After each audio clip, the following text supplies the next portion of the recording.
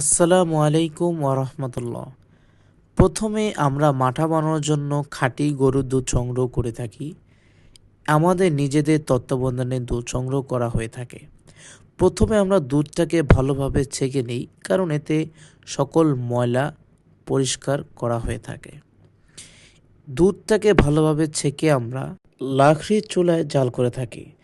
লাকড়ির চুলায় মাঠার স্বাদ আরও দ্বিগুণ, তিনগুণ, চারগুণ বেড়ে যায়। কারণ লাকড়ির চুলায় আপনি যে কোনো কিছু যখন করবেন তখন সেটার টেস্ট অত্যন্ত সুস্বাদু হয়।